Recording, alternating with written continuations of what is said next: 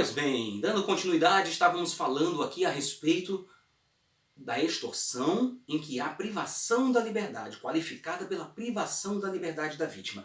E aí, se nessa situação resulta lesão corporal de natureza grave ou morte, se nessa situação, vejam bem, se nessa situação de privação da liberdade da vítima para a prática da extorsão houver o resultado lesão corporal grave ou morte, aqui o parágrafo 3º ele vai remeter às penas previstas para o artigo 159, parágrafos 2º e 3º, respectivamente.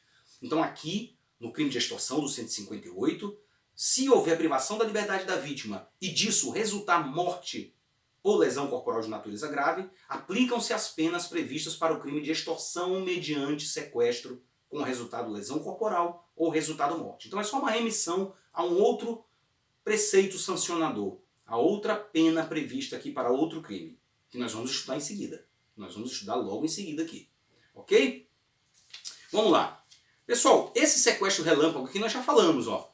Eu posso ter situações aqui em que há esse famoso sequestro relâmpago, apelidado aí vulgarmente de sequestro relâmpago, quando é para subtrair coisa alheia móvel, há uma privação da liberdade suficiente, pelo tempo suficiente para esta subtração, eu tenho o crime de roubo, ali da hipótese majorada pela privação da liberdade. Lembram disso? Tranquilo, já falamos. Se é para receber uma vantagem econômica, tá, da própria vítima, restringindo sua liberdade pelo tempo suficiente para a obtenção dessa vantagem devida da vítima, exigindo-se uma colaboração da própria vítima, nós temos o crime em tela, que nós estamos estudando agora, o crime de extorsão, qualificado pela privação da liberdade. E por último, se essa vantagem a ser recebida depender do comportamento de terceiros, não a vítima, de terceiros, que vão pagar essa vantagem, familiares ou amigos, alguma pessoa que vai pagar essa vantagem como uma forma de recompensa exigida para pagar pela liberdade da vítima, a título de resgate, a preço de resgate, nós temos o crime do artigo 159, o crime de extorsão mediante sequestro. Então cuidado com essas distinções sutis, que se vier um exemplo prático, isso é bem a cara de prova da OAB, botar um exemplo prático ali e verificar se você consegue analisar aquela situação fática e fazer a subsunção, o enquadramento, não é isso? A adequação típica deste fato hipotético à norma, ao tipo penal que vai se amoldar, em que aquele fato irá se amoldar. Perfeito? Então, muito bem. Concluímos. A ação penal pública incondicionada, em qualquer das formas da extorsão, será pública incondicionada. Princípio da especialidade, o Código Penal Militar possui um crime de extorsão específico ali do Código Penal Militar, que será crime militar, se praticado nas circunstâncias previstas no artigo 9º do Código Penal Militar. Tá? Militar contra militar, em área sob circunscrição militar, em área de operações de guerra, e tem toda aquela questão do Código Penal Militar. E existe uma figura também na Lei de Segurança Nacional, a Lei 7.170 de 83, quando é a conduta de extorquir por inconformismo político ou para obtenção de fundos destinados à manutenção de organizações políticas clandestinas ou subversivas. Tá certo? Então, nessa hipótese, essa extorsão será da Lei de Segurança Nacional. Ótimo! Concluímos o crime de extorsão, concluímos o artigo 158, falamos tudo que você precisa saber aí para encarar qualquer prova de OAB, qualquer prova de concurso público. Passamos agora para o 159. Passamos para o 159, que é o crime de extorsão mediante sequestro. Vamos tentar terminar ainda nesse bloco. Vamos lá. Sequestrar a pessoa com o fim de obter, para si ou para outrem, qualquer vantagem como condição ou preço do resgate. Reclusão de 8 a 15 anos. Então vamos lá. Aqui é uma hipótese autônoma de extorsão. Uma extorsão que a forma de empregar ali o constrangimento, a forma de empregar a coação é o sequestro, a privação da liberdade da vítima. Tá certo? É a privação da liberdade da vítima. É como se fosse uma forma especial de extorsão, prevista obviamente que em outro tipo penal, aqui no artigo 159, denominado extorsão mediante sequestro. Então aqui mesma coisa, crime complexo. Crime complexo é como se eu tivesse unido aqui o crime de extorsão mais o crime de sequestro e cárcere privado. Então o sequestro e cárcere privado aqui é utilizado como forma de se exigir aqui como uma forma de constranger terceiros a proporcionar a vantagem devida em troca da liberdade da vítima. Estão entendendo aí? Crime complexo, é a fusão de dois tipos penais. E também é um crime pluriofensivo. Eu estou protegendo aqui tanto o patrimônio da vítima ou de terceiras pessoas, como também a liberdade de locomoção, a liberdade de ir e vir, a liberdade ambulatória da vítima. Muito bem.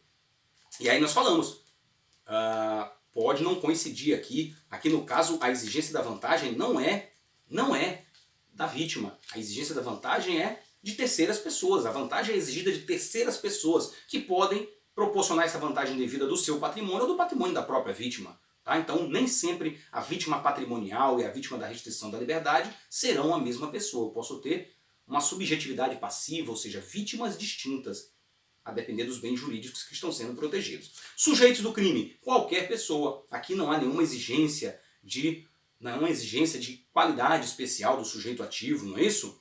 Então veja, qualquer pessoa pode figurar no polo ativo, mesmo sendo a pessoa que sequestra, ou seja, quem executa o verbo sequestrar, não é isso? Com o fim de obter a vantagem como condição ou preço do resgate, como podem ser pessoas que contribuam de alguma forma na forma que é prevista no artigo 29, os partícipes. Não esqueçamos que tem um partícipe, aquele que emprestou a casa, alugou a casa, faz a comida, emprestou o carro. Então essas pessoas estão contribuindo de alguma forma, e a teor do artigo 29 do Código Penal são partícipes, né? Aquele que de qualquer modo contribui para o crime incide nas penas a este combinadas, na medida de sua culpabilidade. Então essas pessoas também podem figurar como sujeito ativo. Sujeito passivo é tanto o indivíduo que tem a sua liberdade de locomoção tolhida, restringida, como aquela pessoa que sofre o desfalque patrimonial. Tá certo? Ou que se visa o desfalque da lesão patrimonial. Porque já falamos aqui, vocês já devem ter percebido também que aqui estamos tratando de um crime informal. Não necessariamente vai acontecer o pagamento da vantagem. Só o fato de sequestrar a pessoa, restringindo sua liberdade, com o intuito de obter a vantagem indevida, como condição ou preço de resgate, o crime já se consumou. Crime formal, embora haja esse resultado como possível, que é o pagamento, o recebimento da vantagem pelo agente, esse resultado não é exigido pelo tipo penal. O crime é de consumação antecipada, o crime é formal, é um crime cortado. Muito bem. Pessoa jurídica pode ser vítima do crime de extorsão mediante sequestro? Pode, se for vítima patrimonial. Pessoa jurídica não tem liberdade de locomoção, liberdade de ir e vir, já falamos. Pessoa jurídica é uma ficção legal, é uma ficção jurídica. É criada pela lei, ela não existe, ela não tem existência real, existência natural. Portanto, ela não pode ser vítima de sequestro, mas ela pode ser vítima do desfalque patrimonial. Pode ser vítima do desfalque patrimonial. Professor, e se for a locomoção do meu cachorrinho? Se sequestraram o meu cachorrinho, meu Shih Tzu, meu Pinscher, meu Lhasa Apso, meu pastor alemão, meu pitbull, não importa, meu papagaio de estimação, sequestraram ele. Eu posso falar do crime de extorsão mediante sequestro? Óbvio que não, né? Sequestrar alguém está falando em pessoa natural. Tá? Professor, mas não seria uma ameaça idônea se alguém privasse a liberdade do meu animal e se recusasse a devolver, a não ser que eu pagasse um valor para ele a título de resgate? Sim, é uma ameaça sim idônea. Você pode ter vínculo afetivo ou até mesmo só patrimonial com esse animal, mas não teríamos para efeito do crime de extorsão mediante sequestro, mas para o crime de extorsão. No crime de extorsão, sim. Né? Falamos que até um bem, um objeto, um veículo, um animal é bem, tá? Bem ser movente por o direito, mas há uma questão afetiva um pouco maior do que a coisa, não é isso? Então é sim meio idôneo uma grave ameaça de não devolver ou de matar o animal para que você pague um determinado valor, uma determinada vantagem devida para que o animal seja devolvido, mas obviamente que não é extorsão mediante sequestro, que exige que a vítima da privação da liberdade seja uma pessoa, alguém, uma pessoa natural. O animal vai ser aí o crime de extorsão, artigo 158, com certeza. Tá certo? Aumento de pena. Quais são as hipóteses de aumento de pena ali? A gente vai ver um pouquinho mais adiante. Vamos, só lembrando que se o sequestrado é menor de 18 ou maior de 60, nós vamos ver mais adiante que esse aumento de pena vai ser, essa qualidade especial da vítima ser menor de 14, menor de 18 e maior de 60, vai caracterizar uma majorante, uma causa de aumento mais adiante. Vamos lá, a conduta é sequestrar. Professor, não falou sequestro ou cárcere privado, falou só sequestrar. A doutrina entende que sequestro, eu falei na época, ó, quando estudamos o 148, sequestro é gênero e está embutido no sequestro o cárcere privado. A diferença é que o cárcere privado é num local estático, é a pessoa ser enclausurada num determinado lugar. Aí o sequestro pode ser inclusive móvel, posso estar privando a pessoa da liberdade, mas em local aberto ou em locais em que há uma mobilidade, levando ela junto comigo, pouco importa. Então, sequestro é gênero e aí está inserido o cárcere privado também. Então, a conduta de sequestrar e a finalidade do agente é obter a vantagem como condição ou preço do resgate, tá bom?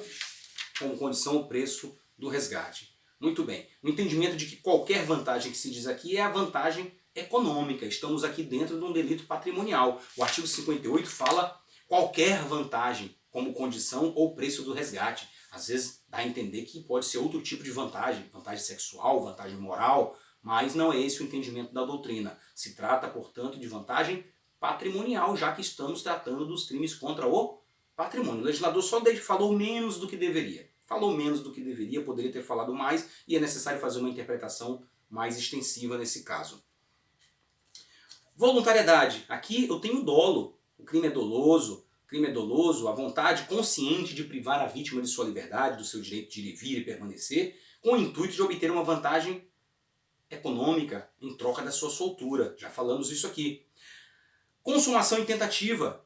Dissemos antes, vou reafirmar agora. Crime formal não é crime material. Consuma-se com a privação da liberdade, quando a vítima é privada da sua liberdade e o agente agindo com o intuito de obter a vantagem econômico. O recebimento do resgate é mero exaurimento. Você foi além da consumação. O juiz vai pesar essa circunstância lá no artigo 59, na primeira fase da fixação da pena. Na fixação da pena base.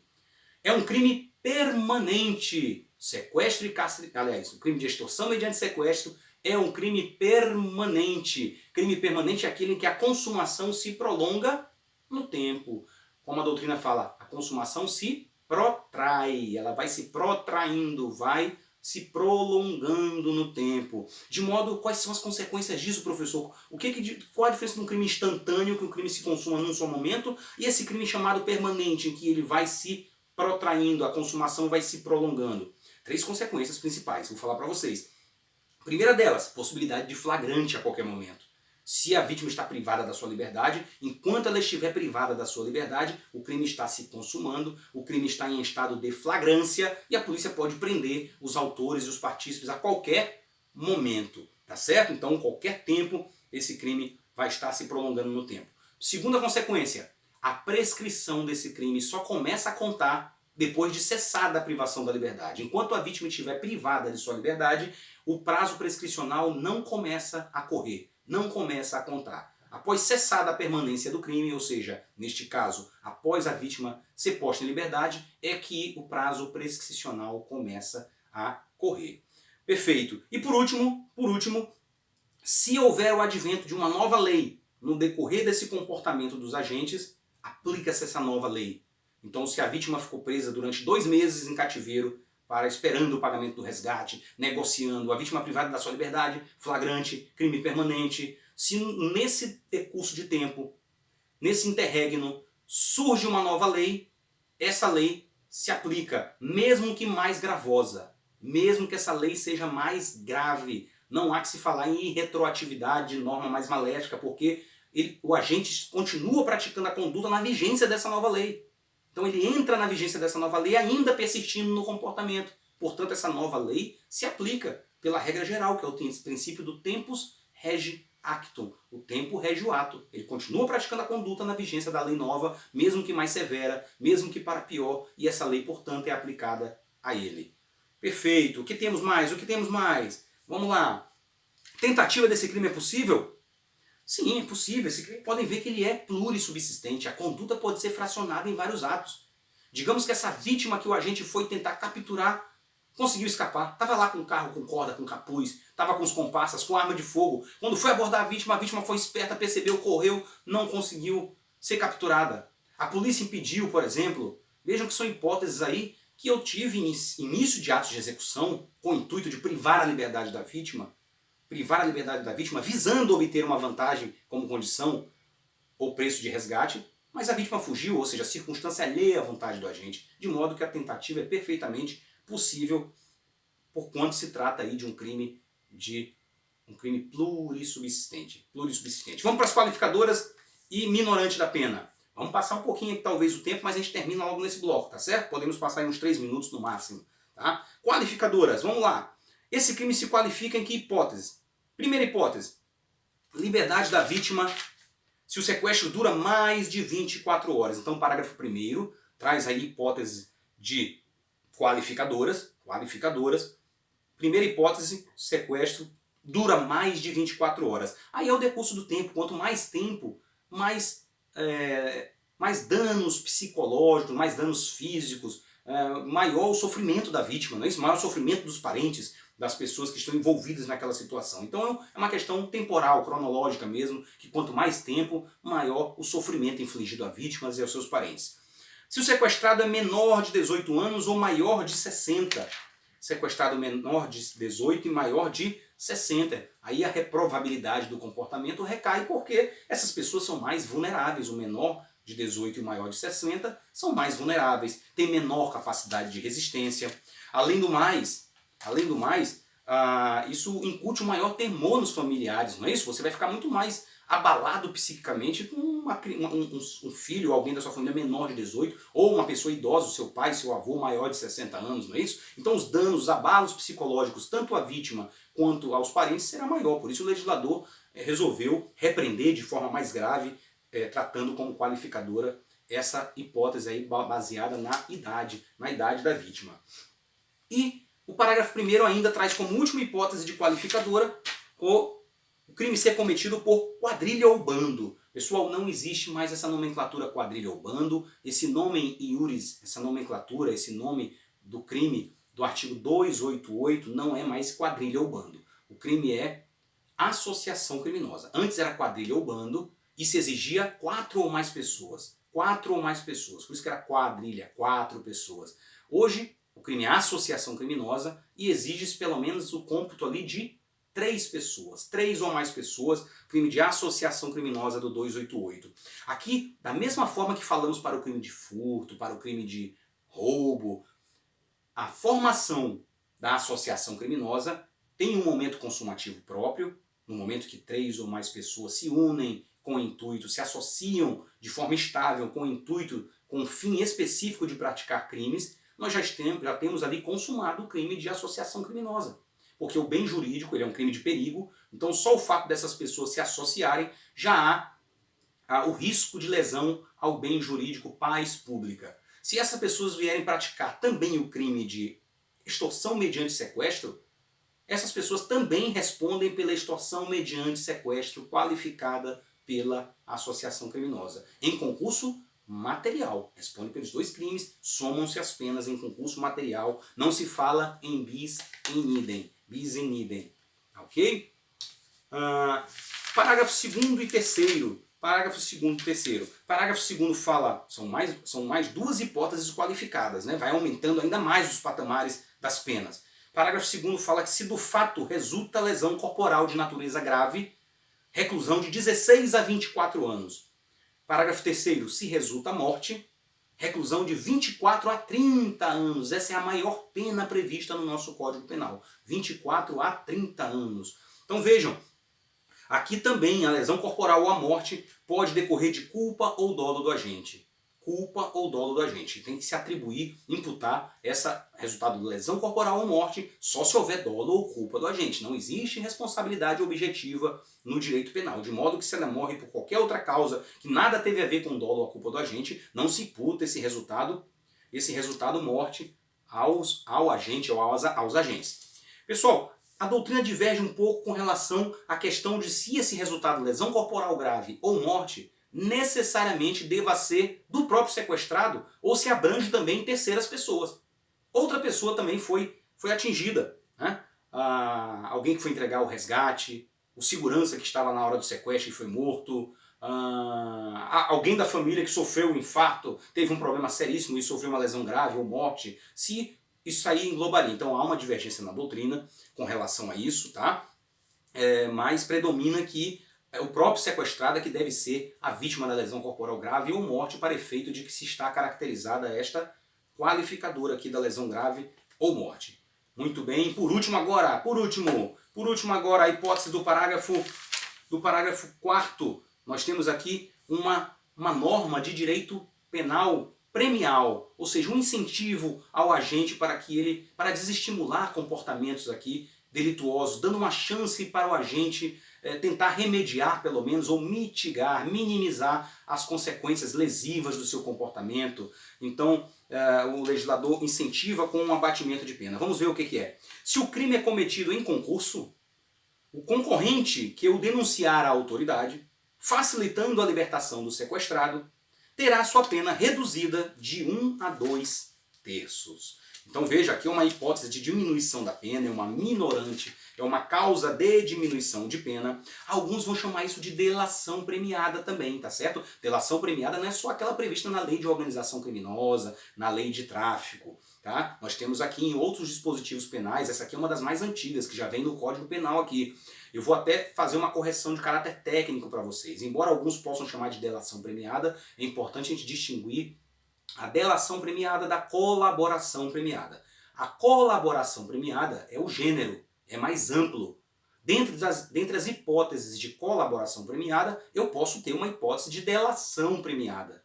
Eu posso ter delação premiada, como eu posso ter apontar onde está a vítima, apontar onde tem contas, apontar onde está o dinheiro. Tá? Vejam, delação premiada é especificamente uma forma de colaboração premiada em que eu estou delatando os concorrentes, ou seja, aqueles que praticaram um crime comigo, em coautoria ou participação comigo, os demais concorrentes da infração penal. Então veja que delatar é entregar o colega, dedurar, caguetar o colega. Delação premiada é especificamente isso. Colaboração premiada é mais amplo. Eu posso, por exemplo, colaborar, fazer uma colaboração premiada sem ser uma delação premiada. Eu posso dizer onde está o dinheiro, eu posso simplesmente apontar onde é o cativeiro que a vítima está, eu posso dizer onde tem contas bancárias de um grupo criminoso, por onde trafegava o dinheiro, dar informações da estrutura da organização criminosa, sem delatar ninguém.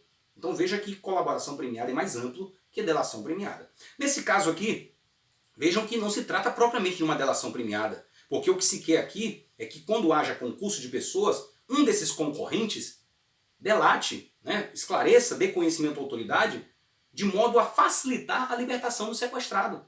Aqui o que o legislador quer é facilitar a libertação do sequestrado e não prender os outros concorrentes. Ele não está exigindo aqui que a pessoa entregue os demais concorrentes do crime. Está querendo que ela diga onde a vítima está, ou de alguma forma esclareça ou auxilie, favoreça, contribua, facilite a libertação do sequestrado. Essa que é a eficácia que é exigida aqui. Então essa delação premiada também é chamada de delação eficaz ou contribuição eficaz, porque a eficácia que se quer aqui é que de algum modo essa minha contribuição, essa informação que eu vou trazer a conhecimento da autoridade policial, do promotor, do juiz, seja no intuito de assegurar ou facilitar pelo menos a libertação do sequestrado.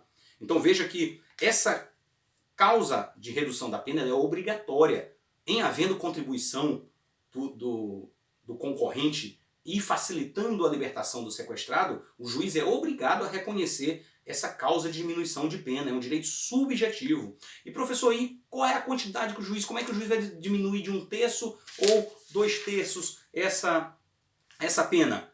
Proporcionalmente à maior ou menor contribuição para a libertação do sequestrado. Quanto mais a pessoa facilitou, quanto mais ela favoreceu ali a libertação do sequestrado, maior a diminuição. Quanto menos foi a contribuição dela, menor a diminuição da pena. Ação penal, o crime de ação pública incondicionada só poderia ser, não é isso? Um crime gravíssimo desse de ação pública incondicionada. Pelo princípio da especialidade, nós temos uma hipótese de extorsão mediante sequestro prevista no Código Penal Militar também. Muito bem, concluímos. Falei para vocês que passaria um pouquinho mais de 3 minutos do nosso tempo.